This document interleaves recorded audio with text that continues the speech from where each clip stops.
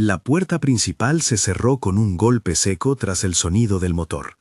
En el vestíbulo, el eco de los zapatos de Ricardo Monteiro rebotó en el mármol frío, una sucesión de pasos que, en otra vida, había sido el ritmo afirmado de su casa. Aquella tarde regresaba de un viaje que había venido posponiendo más de lo que le gustaba admitir.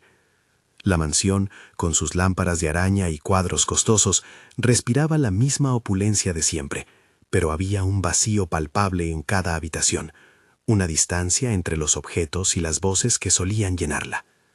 Fue esa sensación, un hueco donde debía haber compañía, la que le presintió que algo no encajaba. La cocina estaba en penumbra a pesar de la luz que se colaba por las ventanas altas.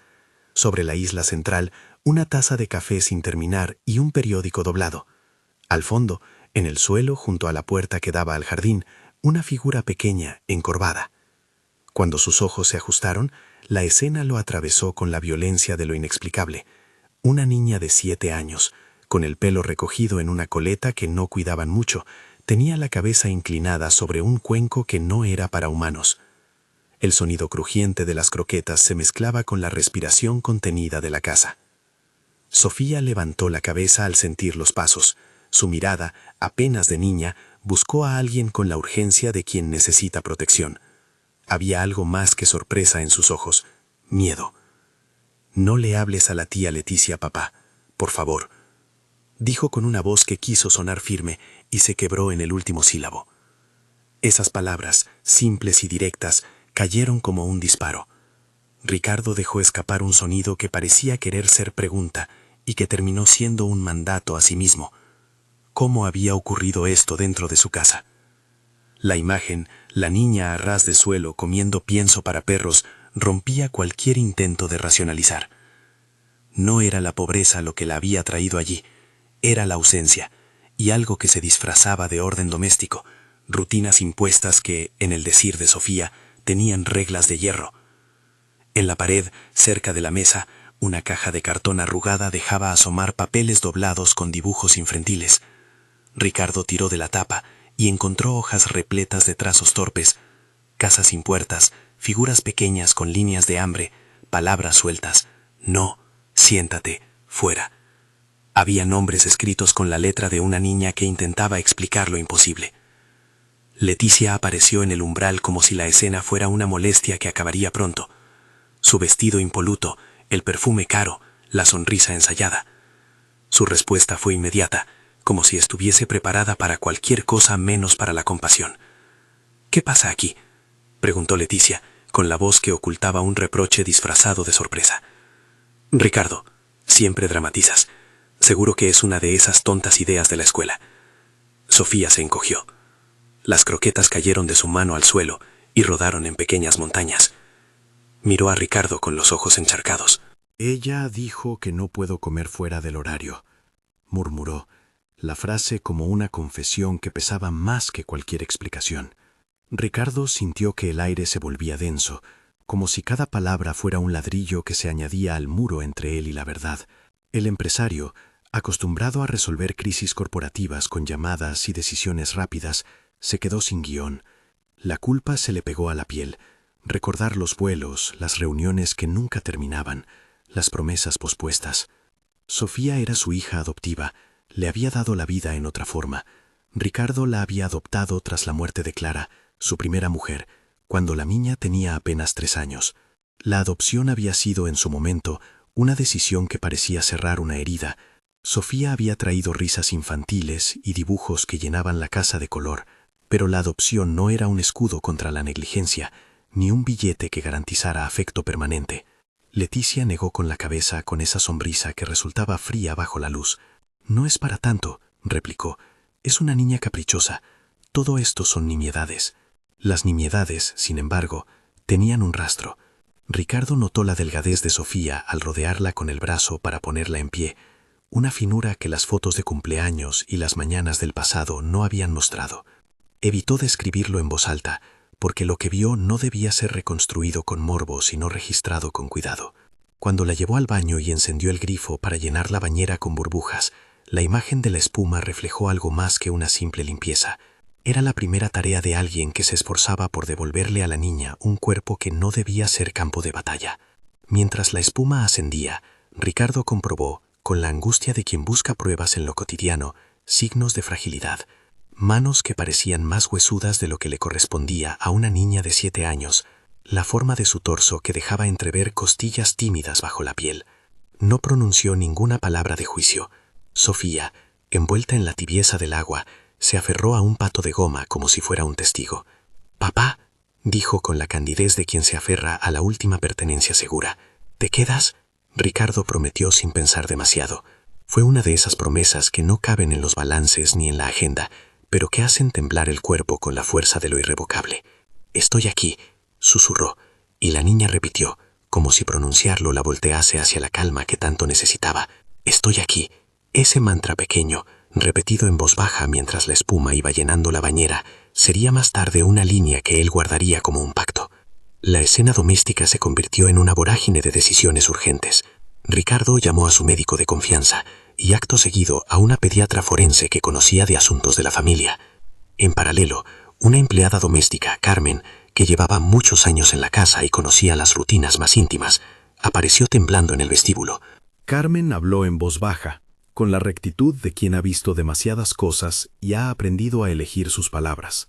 «Hace semanas que la niña no come bien aquí», dijo. «La veía tomando menos, la oía llorar por la noche, a veces en el cuarto solo. Yo le dejaba algo en la cocina y ella no lo tocaba. La señora Leticia decía que lo hacía por disciplina». Las palabras de Carmen añadieron capas al cuadro que empezaba a formarse. No era un acto aislado de desobediencia infantil, que era un patrón.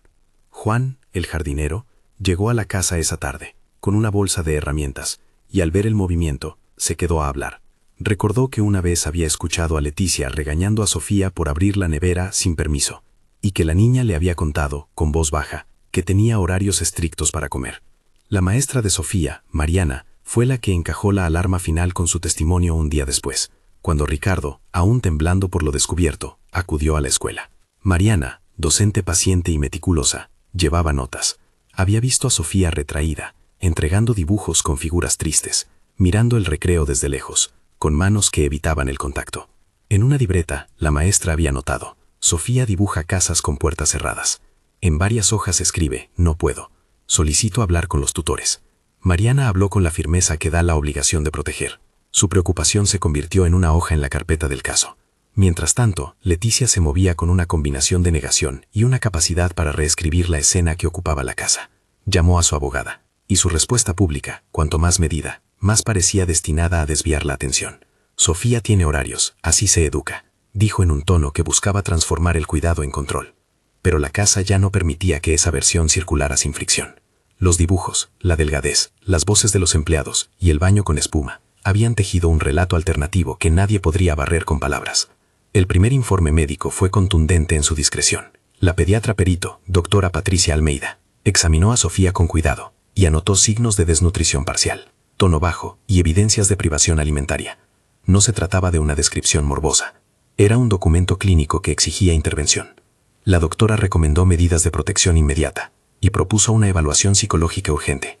En la hoja, sin abruptos alarmistas, dejó constancia de lo que la mirada experta veía: un cuerpo que necesitaba alimento regular y una contención emocional que estaba ausente. Con el informe en la mano, Ricardo se encontró en un lugar que jamás había imaginado ocupar. No solo el jefe de una gran empresa, sino el padre que debía tomar decisiones que afectaban la intimidad de su hogar y la seguridad de su hija. Llamó a su abogado, doctor Eduardo Santos, un profesional de confianza que conocía el entramado legal con la frialdad precisa que demandaban estos casos. «Tenemos que protegerla», dijo Ricardo sin preparación. «No puedo permitir que vuelva a quedarse sola con ella». Eduardo escuchó y respondió con la claridad que ofrecen los años en los tribunales.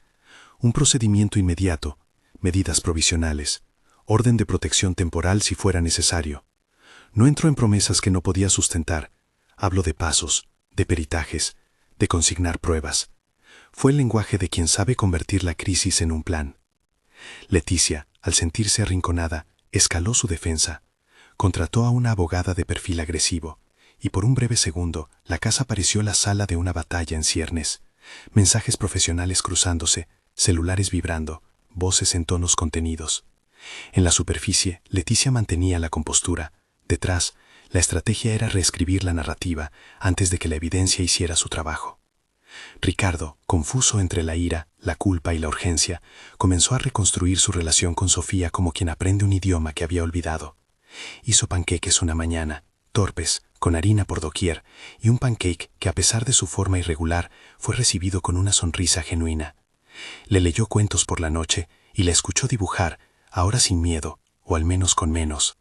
Sofía dibujó un sol en una hoja, y por primera vez en semanas coloreó con la mano firme. Eran gestos pequeños, pero cada uno funcionaba como una puntada para coser lo que el silencio había descosido.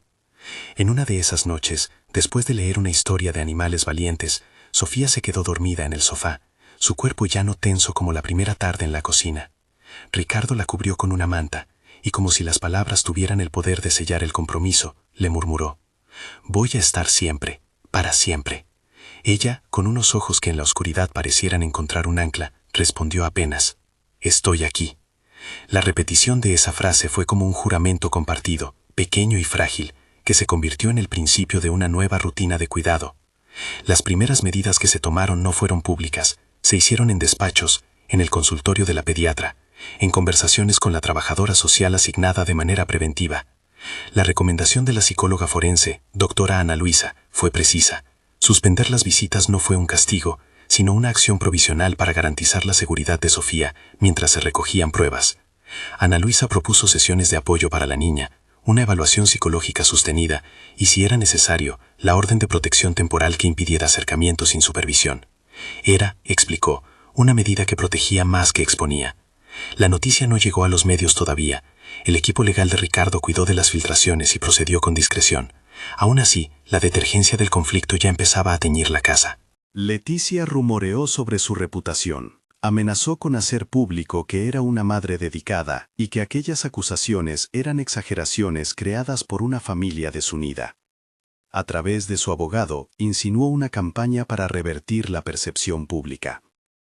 Para Ricardo, la lucha no era contra la fama ni contra la imagen, era contra la idea de que su ausencia había rendido la casa a reglas que lastimaban a quien él quería proteger. En ese plazo inmediato, algunos testigos clave se convirtieron en piezas de un rompecabezas que cobraba coherencia. María Elena, la exniñera que había cuidado de Sofía los primeros años, relató bajo juramento que jamás había visto a la niña con horarios tan rígidos y que la disciplina que ella conocía con Clara, la madre biológica, era otra. Cálida, con límites, pero sin privación. Carmen y Joao firmaron declaraciones en las que consignaron incidentes, fechas y la sensación que habían tenido durante meses, que algo estaba siendo ocultado detrás de frases elegantes. En una carpetilla, Ricardo miró por primera vez la colección de dibujos que Sofía había guardado con manos temblorosas. Había una página donde un plato aparecía vacío con la palabra «espera». Otra, una figura diminuta bajo una sombra mayor. No eran pruebas concluyentes por sí solas, pero juntas dibujaban un patrón que el informe médico y las voces de la casa confirmaban. El diagnóstico no era una sentencia, era una señal de que la intervención era urgente. Esa noche, mientras la casa se asentaba en el silencio, Ricardo se permitió un recuerdo que lo golpeó con fuerza. La imagen de Clara, en el hospital, cantando una canción infantil para que la pequeña no sintiera el frío de las máquinas. Recordó promesas hechas frente a una tumba, decisiones tomadas en un duelo que parecía pertenecer a otra vida.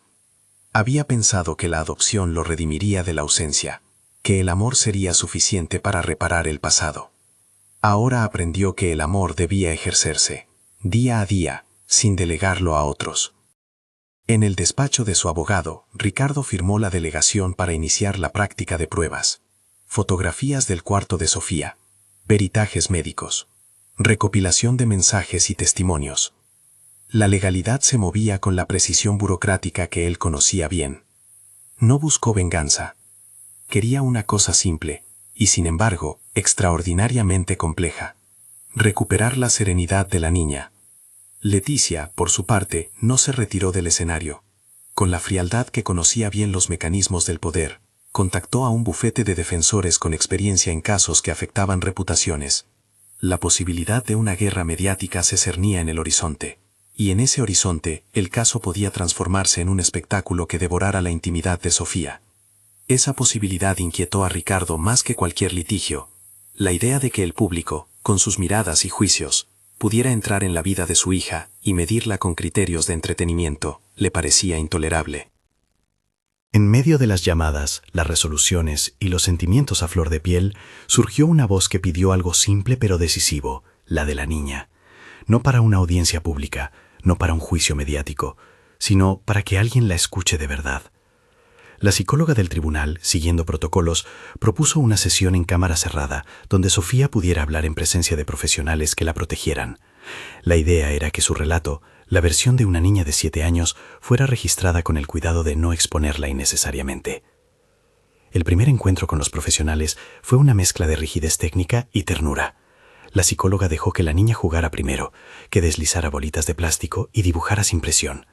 Fue a través de sus dibujos, más que de respuestas directas, que aportó su voz.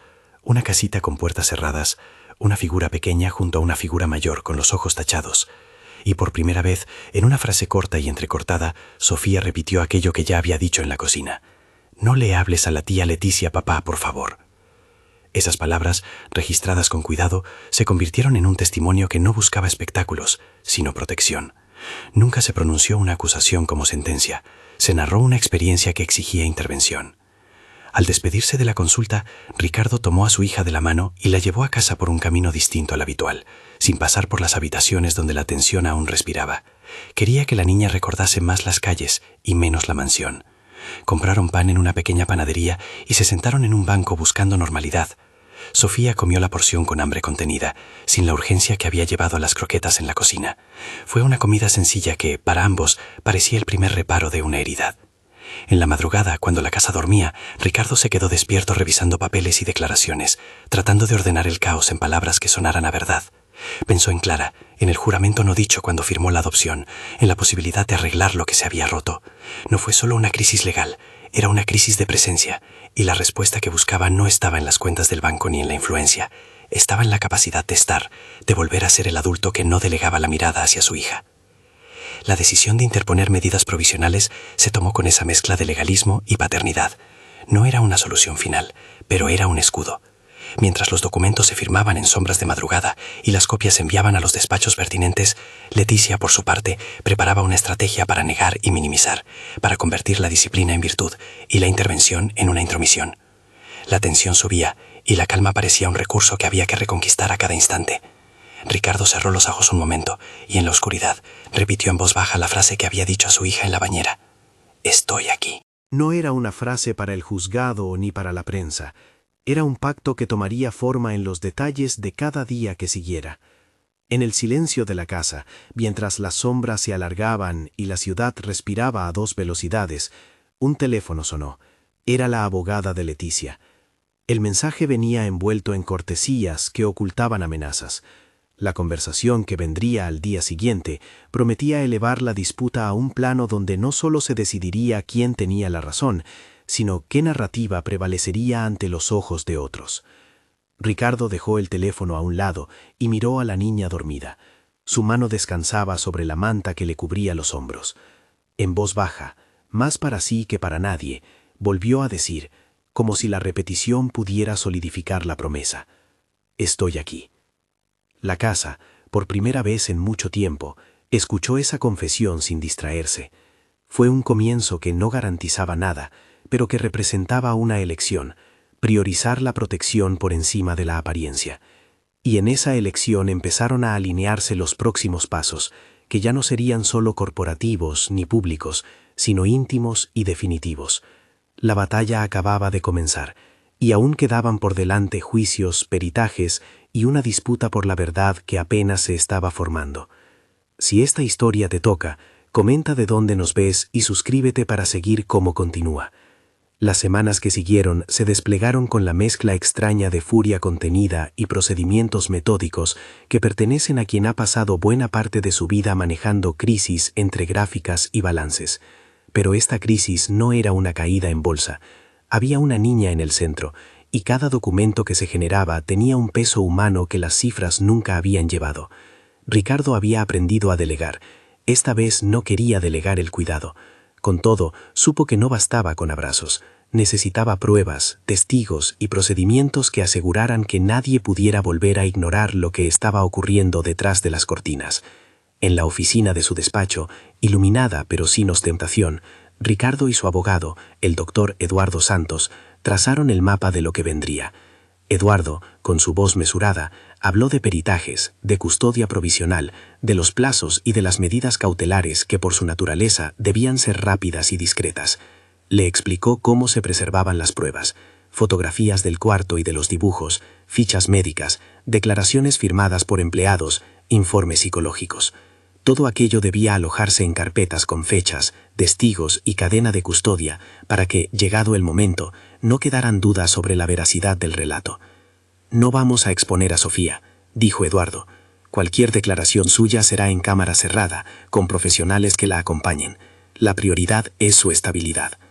La idea de que un procedimiento que olía a trámites pudiera proteger la intimidad de su hija le dio a Ricardo cierta calma. Pero sabía que, fuera de los despachos, la presión podía tomar la forma de rumores, insinuaciones y filtraciones.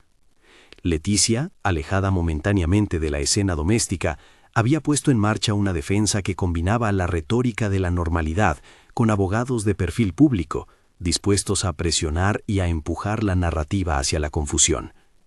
En su esquina legal aparecieron pronto dos nombres: la doctora Marina Coello, experta en defensa mediática, y el doctor Roberto Vasconcelos, conocido por su agresividad en la sala de audiencias. Era la señal de que el conflicto se volvería público si las partes no lo contenían. Las diligencias comenzaron con prudencia. Un equipo médico encabezado por la doctora Patricia Almeida realizó nuevos exámenes, esta vez con médicos que no conocían la casa.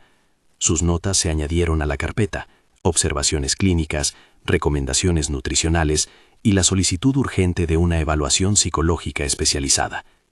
En paralelo, la doctora Ana Lucía, psicóloga forense, planificó entrevistas que privilegiaran el juego como canal de comunicación. Su metodología evitaba la presión de las preguntas directas, prefería dejar que los niños contaran su mundo a través de figuras, colores y objetos. Conocía la fragilidad de la memoria infantil y el riesgo de la sugestión. Su responsabilidad era traducir las imágenes en información fiable sin hacer daño. Los exempleados se convirtieron en piezas clave del rompecabezas. Carmen corroboró que había noches en que la niña no comía en la cocina, que dejaba platos sin tocar y se contentaba con pequeñas porciones que a veces desaparecían misteriosamente. Joao recordó haber oído órdenes desde el interior de la casa que prohibían abrir la nevera fuera de los horarios estrictos, y María Llena, la exniñera, explicó cómo había sido el cuidado con Clara: afectuoso, con límites flexibles, marcado por la ternura más que por la disciplina rígida. Sus declaraciones fueron registradas en actas, algunas firmadas, otras grabadas en entrevistas con el permiso de los profesionales.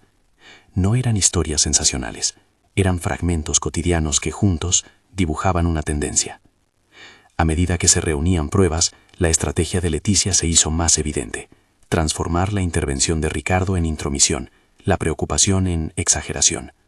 Sus abogados filtraron la narrativa hacia quienes importaban para la imagen: rumores sobre la estabilidad del hogar, insinuaciones sobre la influencia del padre ausente, sugerencias de una familia partida. Los medios que rondaban la ciudad olfateaban la posibilidad de una historia jugosa. Algún reportero anónimo dejó caer llamadas sospechosas en la mesa de quienes trabajaban para Ricardo. Fue la primera vez que la vulnerabilidad de Sofía y la necesidad de privacidad colisionaron con el apetito público. Temiendo por la exposición de su hija, Eduardo y el equipo legal de Ricardo solicitaron medidas de protección y cautela en la comunicación. Se pidió discreción a quienes tenían acceso a documentos, se restringió quién podía entrar en la casa y se cerraron puertas que antes estaban abiertas. Para Ricardo, la sensación era contradictoria. Por un lado, necesitaba que circularan las pruebas. Por otro, deseaba que el relato de su hija no se transformara en espectáculo.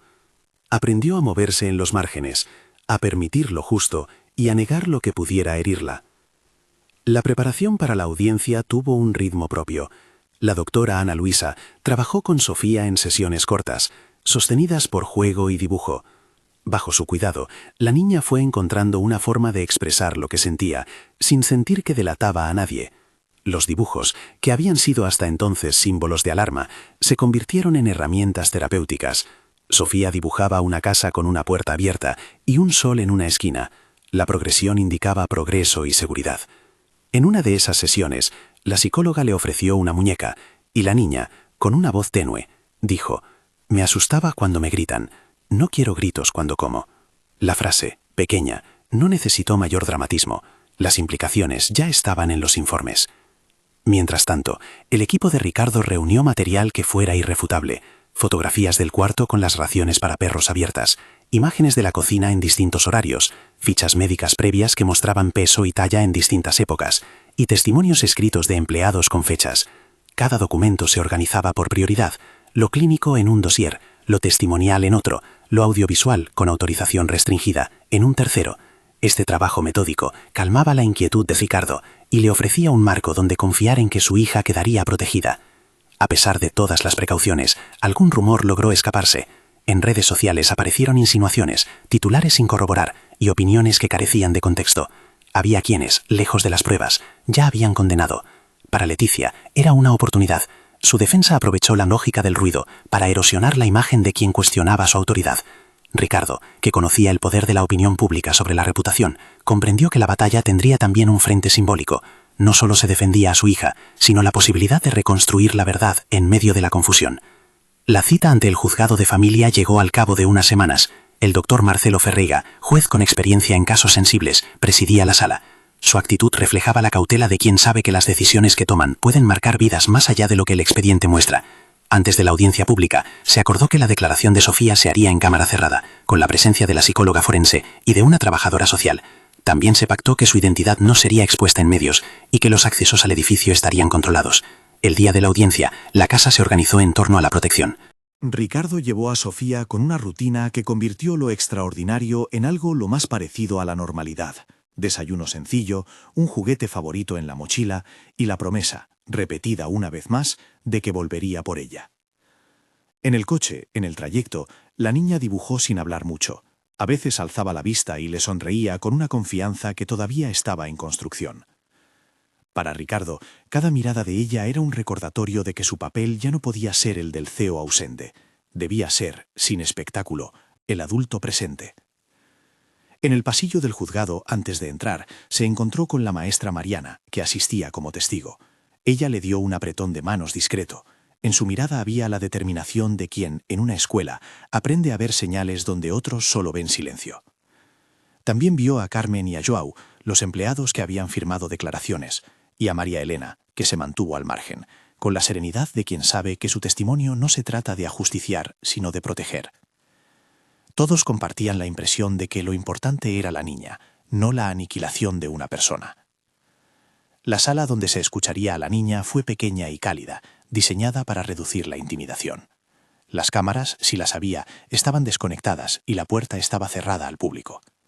La psicóloga se sentó con Sofía en un sofá pequeño, Ricardo a distancia prudente, y el juez, con sus papeles, observó desde atrás. La doctora Ana Luía abrió la sesión con palabras que buscaban acoger. Dejó que la niña explicara lo que quisiera, con la libertad de usar muñecos o dibujos. No hubo preguntas directas que la forzaran, sino invitaciones para contar. Sofía habló con la inocencia que conserva algo de certeza. Contó, a su manera, que tenía horarios para abrir la nevera, que a veces comía a escondidas, pero que sentía miedo a que le encontrasen. No reveló todo en términos procesales. En cambio, ofreció imágenes que los expertos supieron decodificar. Dijo, con la misma frase que había dicho en la cocina: «No le hables a la tía Leticia, papá, por favor». Y añadió pequeñas descripciones, que tomadas en conjunto con los dibujos y los informes, confirmaron la necesidad de medidas de protección. La psicóloga verbalizó en el acta lo que podía testimoniarse sin vulnerar la infancia: la existencia de pautas restrictivas y la presencia de miedo. No se hicieron juicios finales, se consignó una experiencia y una recomendación.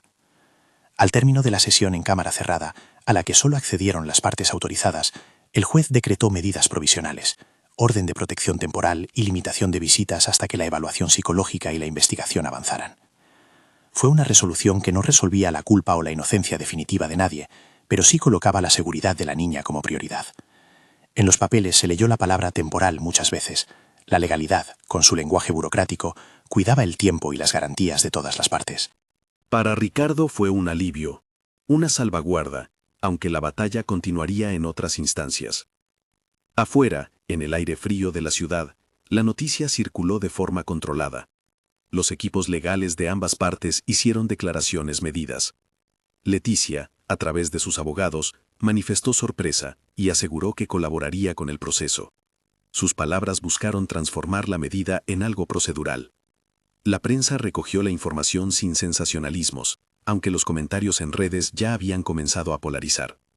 Para Ricardo, la exposición era un riesgo. Sin embargo, en ese momento, la protección de su hija estaba por delante de cualquier cálculo de imagen. Los días posteriores a la audiencia fueron de cuidado y de reconstrucción. Ricardo reorganizó su vida para estar más presente, redujo viajes innecesarios, delegó funciones en su equipo y convirtió su casa en un espacio donde la rutina se imponía con cariño. Las mañanas se llenaron de panqueques, de pequeñas tareas domésticas compartidas y de juegos que habían sido olvidados en la brisa. Durante la tarde, Sofía asistió a sesiones terapéuticas con la doctora Ana Luía. La psicóloga recomendó actividades que favorecieran la seguridad y el vocabulario emocional. Había avances leves pero constantes, una sonrisa que duraba más, una conversación que antes no existía. En la intimidad, Ricardo trabajaba en su propio proceso. La culpa por la ausencia lo acompañaba con frecuencia, pero transformó esa culpa en acciones, aprender a observar los detalles, a preguntar sin juzgar y a mantenerse. En confesiones íntimas con su abogado y con la psicóloga, habló de su miedo a equivocarse y de su deseo de ser el adulto que no delegaría la mirada. Comprendió que la paternidad es trabajo diario y que las correcciones no se hacen solo con sentencias, sino con presencia. Leticia, por su parte, no desapareció del escenario. Su defensa siguió su estrategia.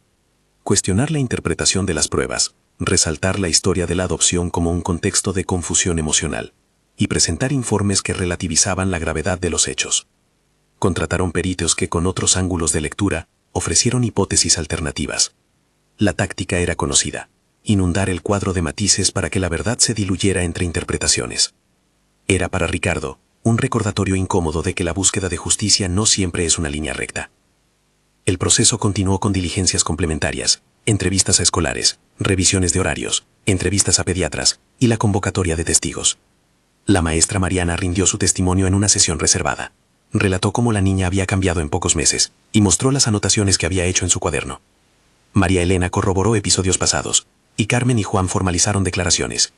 La documentación se fue acumulando en legajos que se irían de la sala de audiencias, cuando el caso avanzara a juicio, si es que llegaba a ese punto. Pero cada declaración, por pequeña que fuera, sumaba una pieza más a la historia que buscaba proteger a la niña. En el terreno emocional, Ricardo y Sofía comenzaron a construir rituales nuevos.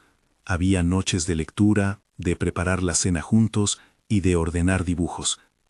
Ricardo escuchaba canciones infantiles, las mismas que Clara cantaba en recuerdos que ahora salían de la memoria con nostalgia y ternura. A veces, al acostarla, le contaba historias de su trabajo, pero sin tecnicismos. Hablaba de pequeños problemas que resolvía y de cómo, ahora, el problema más importante era cuidarla. Sofía, que había vivido la traición de la ausencia con una mezcla de rabia y tristeza, respondía con gestos que mostraban que la confianza se ganaba en detalles: un abrazo inesperado, un dibujo con colores alegres, un «papá, ¿te quedas?», que ya no pedía tanto. Poco a poco, la casa cambió su ritmo. Donde antes mandaban la estética y el silencio, empezaron a imponerse los sonidos de la convivencia: cuentos, pasos apresurados por los pasillos, risas contenidas. Ricardo vendió la idea de adaptar habitaciones, de quitar adornos que recordaban ausencias y de crear espacios pequeños con lo esencial. No fue un cambio de ostentación a austeridad, fue un ajuste donde lo primario se volvió prioridad. Aún así, el proceso no fue lineal. Había recuerdos que dolían, días en que la niña se retraía y noches en que la culpa volvía a recorrer el cuerpo del padre. Pero la tendencia era clara: cuidado y protección. Había también lecciones prácticas que aprendió desde la humildad: comprendió la necesidad de asumir responsabilidades sin convertir la historia en exposición. Aprendió a escuchar a quienes trabajaban con su hija, a fiarse de informes y a seguir los tiempos de la memoria infantil. Allí encontró la paciencia necesaria para respetar procesos que no podían acelerarse por su voluntad ni por su estatus. La justicia, cuando trata con infancias, demanda cautela y tiempo. En la esfera pública, las tensiones no desaparecieron. La defensa de Leticia planteó recursos, solicitó peritajes alternativos y trató de plantear dudas razonables. El equipo de Ricardo presentó contrainformes y mantuvo la narrativa centrada en la protección de la niña. Los abogados debatieron en los plazos, y los tiempos legales se estiraron en audiencias y resoluciones. Hubo momentos de agotamiento, noches de papeleo, comparecencias repetidas y reuniones con especialistas que medían palabras con responsabilidad. El proceso también abrió conversaciones en la familia extendida. Amigos cercanos, miembros de la junta directiva de la empresa y allegados ofrecieron apoyo, discreción y en algunos casos críticas que Ricardo aceptó como espejo. La figura pública que había sido útil en términos profesionales se volvió menos relevante. Lo que importaba era la solidez del vínculo con Sofía y el trabajo con profesionales que cuidaran su bienestar. Ricardo necesitó aprender a aceptar ayuda sin renunciar a su lugar de protector efectivo. Con el tiempo, los informes en conjunto comenzaron a ver una coherencia que la defensa no pudo neutralizar por completo. El peso de las pruebas no era un veredicto, pero sí una amenaza razonable de que la investigación apuntaba hacia una responsabilidad. Las partes se prepararon para etapas más profundas del proceso, sabiendo que el tribunal debía continuar su análisis con cautela y garantizando derechos. Nadie, ni la defensa ni la acusación, podía sentirse vencedora aún. La palabra final no estaba escrita. Mientras el caso avanzaba en el circuito legal, la vida cotidiana siguió su curso con la particularidad de quien reconstruye. Ricardo y Sofía adoptaron pequeñas celebraciones, una merienda con pan de chocolate, una excursión a un parque cercano, y la organización de un cumpleaños pequeño con globos y canciones que no necesitaban un escenario. La niña aprendió a decir más cosas sobre lo que la asustaba, y con el tiempo, a bromear sobre anécdotas que antes la habían hecho mirar al suelo. Esos avances eran silenciosos, cotidianos y esenciales. En una de las sesiones con la psicóloga, Sofía preguntó, con la claridad que tienen las niñas, por qué las reglas podían ser duras con quien debía cuidarla. La doctora Ana Luía respondió con una mirada que explicaba tanto como contenía. Habló de adultos que confunden disciplina con dureza, y de la necesidad de límites con calidez. Le explicó que su papá ahora estaba aprendiendo a poner límites juntos, con cariño, y que eso era parte de las cosas que se podían aprender. Era una lección que no se resolvía en un día, sino en un tiempo sostenido. El proceso judicial siguió su curso, hasta que llegó un punto en que las partes se sentaron a considerar opciones. La posibilidad de acuerdos parciales, medidas de acompañamiento y protocolos de visitas supervisadas apareció en las conversaciones.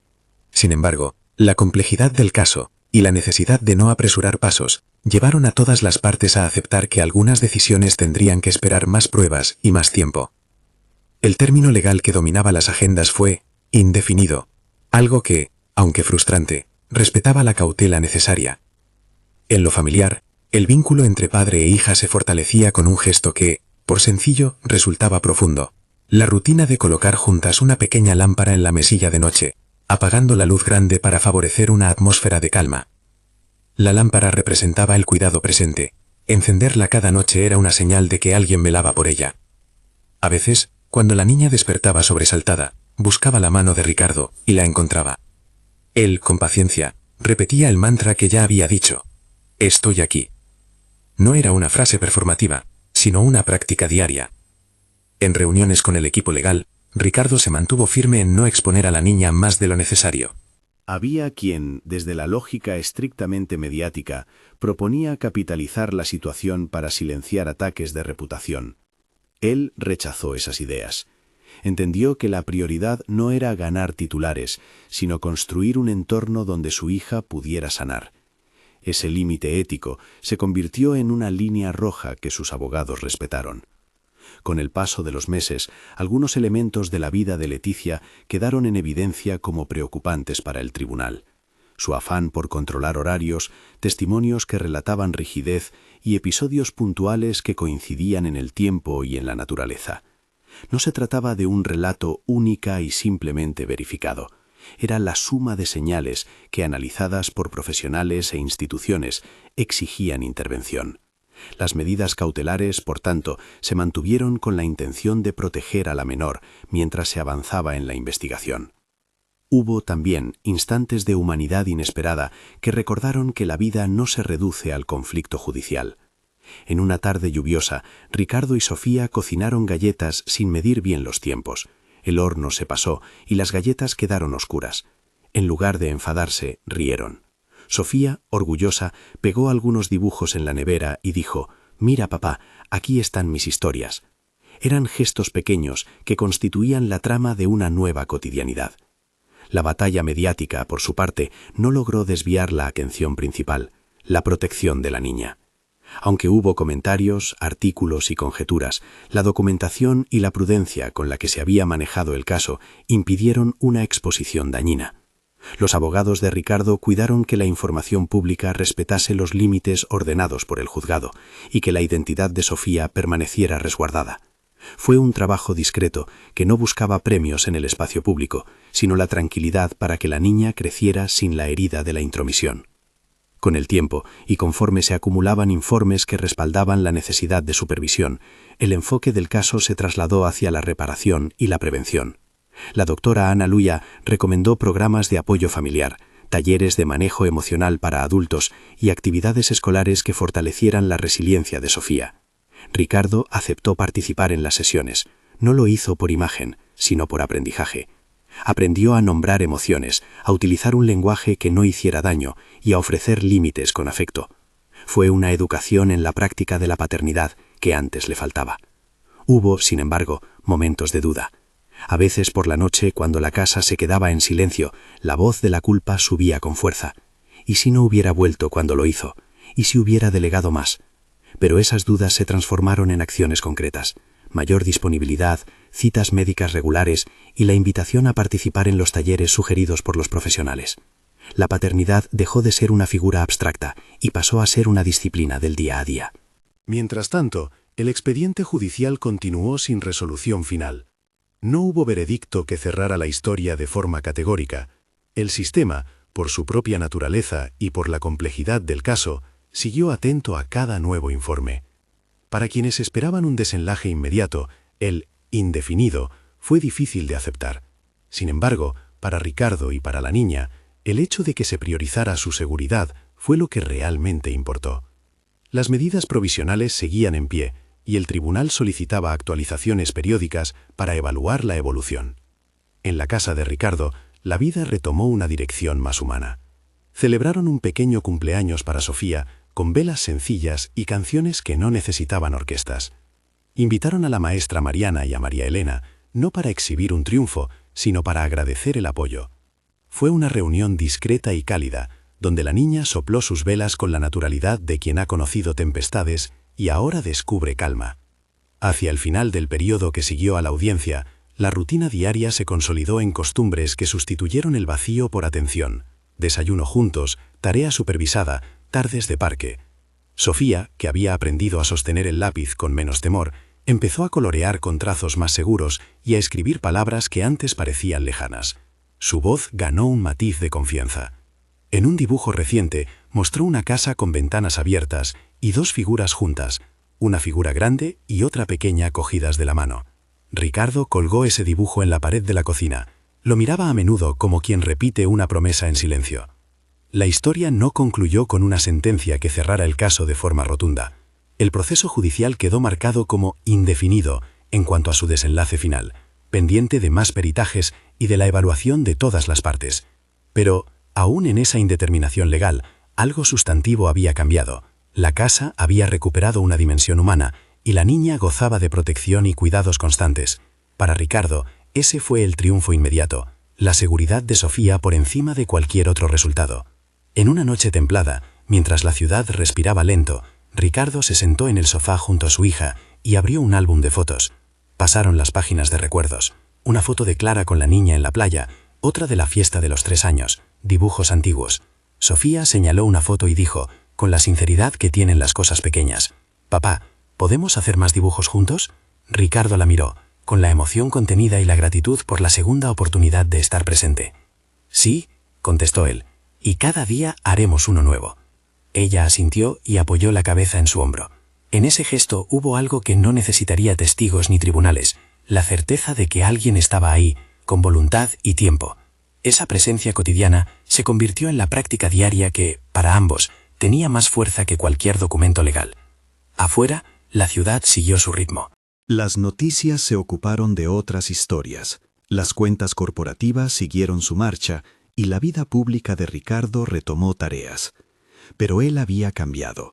Ya no era el mismo hombre que llegaba a casa y entregaba la educación de su hija al azar de quien cuidara los horarios. Había asumido la responsabilidad que la adopción implicaba, la presencia diaria, el acompañamiento y la disposición a aprender. La herida no se cerró por completo, pero las costuras se empezaban a prender. En los meses siguientes, la vigilancia profesional continuó.